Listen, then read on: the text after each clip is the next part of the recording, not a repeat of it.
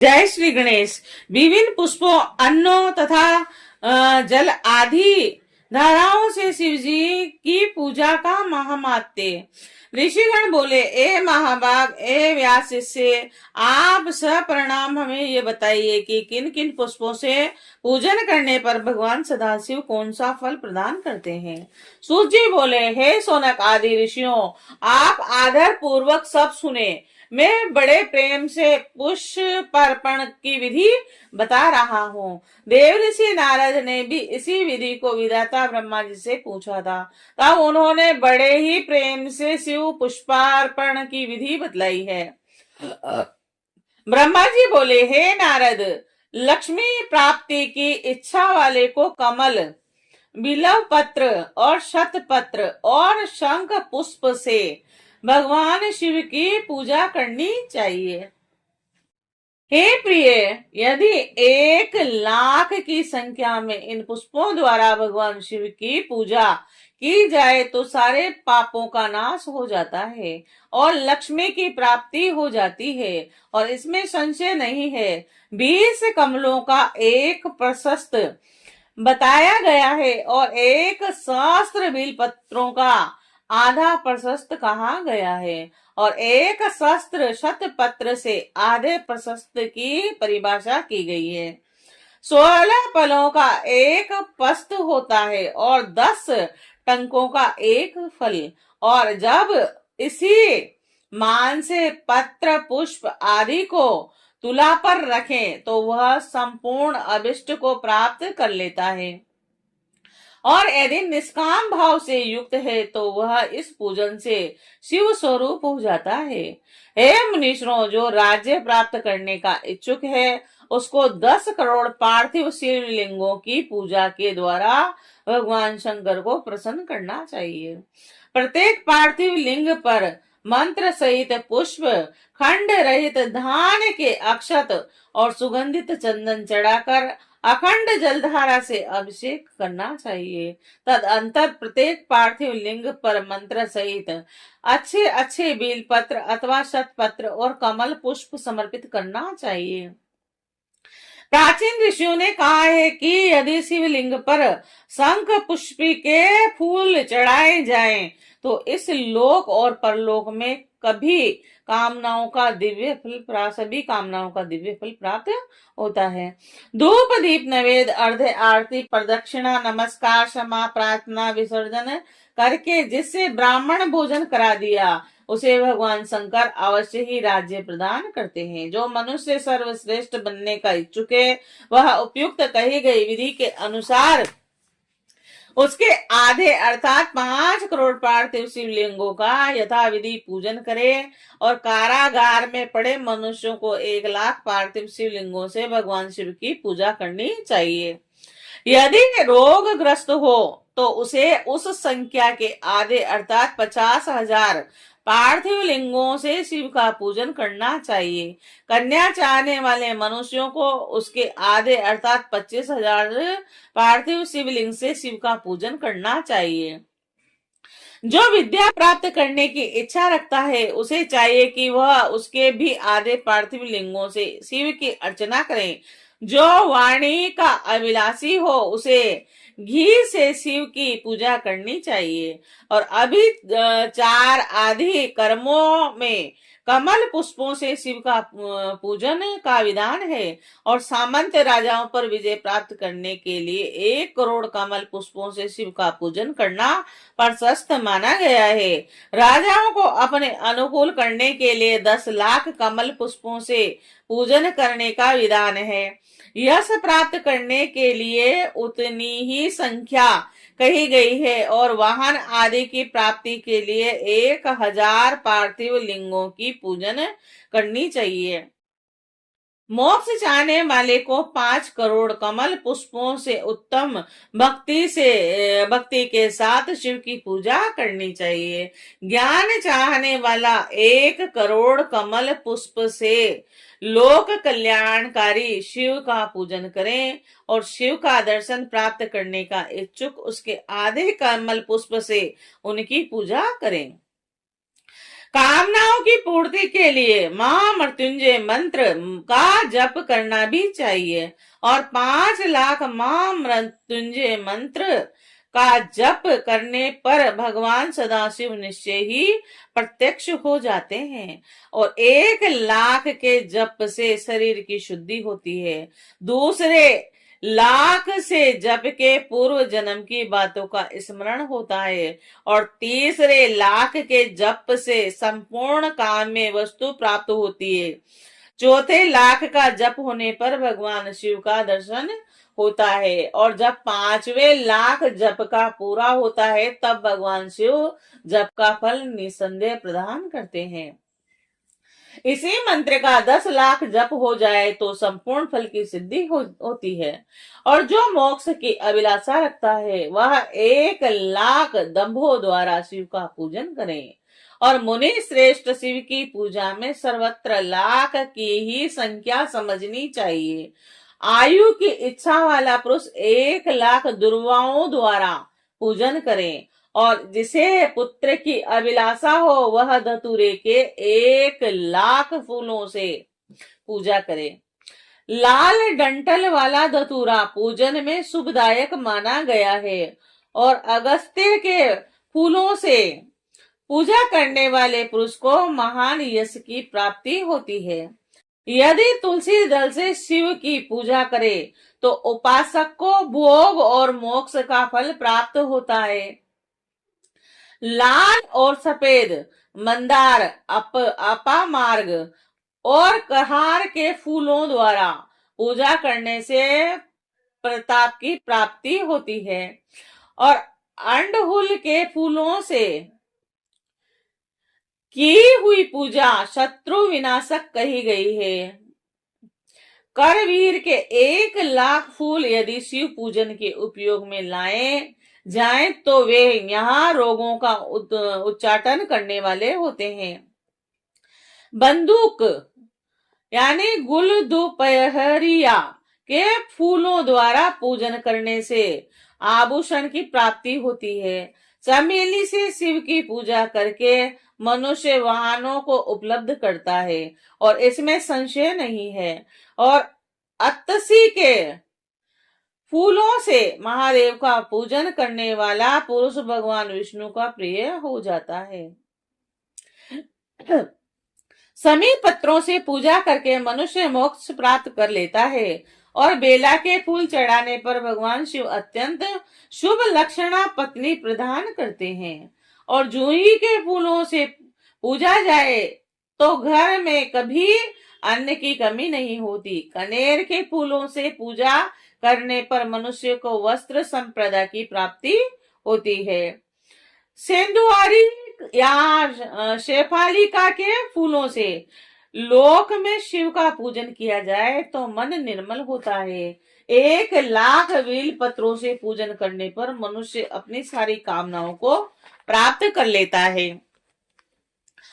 हर श्रृंगार के फूलों से पूजा करने पर सुख संपत्ति की वृद्धि होती है और ऋतु में पैदा होने वाले फूल यदि शिव की पूजा में समर्पित किए जाएं तो वे मोक्ष देने वाले होते हैं, इसमें संशय नहीं है। राई के फूल शत्रुओं के लिए अनिष्टकारी होते हैं और इन फूलों को 1 लाख की संख्या में शिव के ऊपर चढ़ाया जाए तो भगवान शिव प्रचुर फल प्रदान करने वाले हैं। चंपा और केवड़े को छोड़कर अन्य कोई ऐसा फूल नहीं है जो भगवान शिव को प्रिय न हो। अन्य सभी पुष्पों को समर्पित करना चाहिए। हे सप्तम, अब इसके तदंतर शंकर के पूजन में धान्यों का प्रमाण है। उनके अर्पण का फल यह सब प्रेम पूर्वक सुनिए। हे विपर्व, महादेव के ऊपर परम भक्ति से अखंडित चावल चढ़ाने से मनुष्यों की लक्ष्मी बढ़ती है और 6.5 प्रस्तर और 2 पल भर चावल संख्या में 1 लाख हो जाते हैं, ऐसा लोगों का कहना है। और रुद्र प्रधान मंत्र से पूजा करके भगवान शिव के ऊपर बहुत सुंदर वस्त्र चढ़ाएं और उसी पर चावल रख कर समर्पित करें तो उत्तम है। तत्पश्चात उसके ऊपर गंध पुष्प आदि के साथ एक श्रीफल चढ़ाकर धूप आदि निवेदित करें तो पूजा का पूरा पूरा फल प्राप्त होता है। प्रजापति देवता से चिन्हांकित 2 चांदी के रुपये अथवा मास संख्या से उपदेष्टा को दक्षिणा देनी चाहिए, अथवा यथाशक्ति जितनी दक्षिणा हो सके उतनी दक्षिणा बतलाई गई है। महाशिव के समीप 12 ब्राह्मणों को भोजन कराएं और इससे मंत्र पूर्वक सांगोपांग लक्ष्य पूजा संपन्न होती है। जहां 100 मंत्र जपने की विधि हो वहां 108 मंत्र जपने का विधान बतलाया गया है। 1,00,000 पल तिलों का अर्पण पातक का नाश करने वाला होता है और 11 पल यानी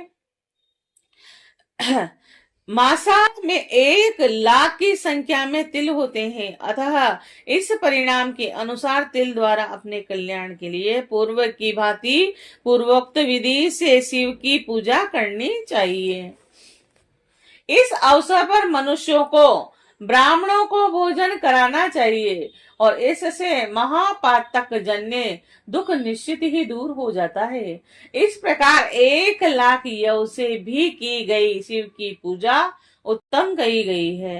8.5 पस्तर और 2 पल, 8.5 शेर, 13 मासा यव प्राचीन परिणाम के अनुसार संख्या में 1,00,000 यव के बराबर होते हैं और मुनियों ने यव के द्वारा की गई पूजा को स्वर्ग का सुख प्रदान करने वाला बतलाया है। फल प्राप्ति के इच्छुक लोगों को यव पूजा करने के पश्चात ब्राह्मणों के लिए प्रजापति देवता के द्रव्यभूत चांदी के रुपए भी दक्षिणा स्वरूप में दे देना चाहिए। गेहूं से भी की गई पूजा शिव पूजा प्रशस्त है और 1,00,000 गेहूं से शिव की पूजा की जाए तो उनकी संतति की अभिवृद्धि होती है और विधान आधा द्रोण आधा शेर परिमाण है। गेहूं की संख्या 1,00,000 होती है, शेष विधान विधि पूर्वक करने चाहिए। 1,00,000 मूंग से पूजन किए जाने पर भगवान शिव सुख देते हैं और 7.5 पस्तर, 2 पल, 7.5 शेर, 13 मासा भर मूंग संख्या में 1,00,000 होती है और ऐसा प्राचीन लोगों ने कहा है। इनमें 11 ब्राह्मणों को भोजन कराना चाहिए। प्रियंगु काकुन के द्वारा धर्माध्यक्ष परमात्मा शिव की पूजा करने पर धर्म अर्थ और काम की अभिवृद्धि होती है। वह पूजा सभी सुखों को देने वाली है। प्राचीन लोगों ने कहा है कि एक पस्तर में 1,00,000 प्रियंगु होते हैं और इनके अंतर 12 ब्राह्मणों को भोजन कराना बतलाया गया है। राई से की गई शिव पूजा शत्रु विनाशक कही गई है। 20 पल यानी 30 मासा भर सरसों के 1,00,000 दाने हो जाते हैं। उन 1,00,000 सरसों के दानों से की गई शिव की पूजा निश्चय ही शत्रु के लिए घातक होती है और ऐसा कहा गया है। अरहर की पत्तियों से शिव को सुशोभित करके उनका पूजन करना चाहिए। शिव की पूजा करने के पश्चात 1 गो और 1 बेल का दान करना चाहिए और महर्षि काली मिर्च से की गई शिव की पूजा शत्रु का नाश करने वाली बतलाई गई है। अरहर की पत्तियों से रंग करके शिव की पूजा करनी चाहिए। यह पूजा नाना प्रकार के सुख एवं सभी अभिष्ट फलों को देने वाली है। हे मुनि सप्तम, शिव पूजा में इस प्रकार से प्रयुक्त धान्यों का परिमाण तो हमने आप लोगों को बता दिया है। हे मुनीश्वर, अब प्रेम पूर्वक 1,00,000 पुष्पों का परिमाण भी सुने।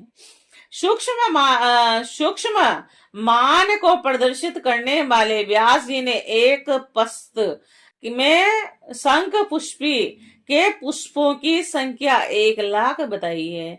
11 पस्त में चमेली के फूलों का मान 1,00,000 कहा गया है तथा इतना ही जूही के फूलों का मान है और उसका आधा राई के फूलों का मान होता है।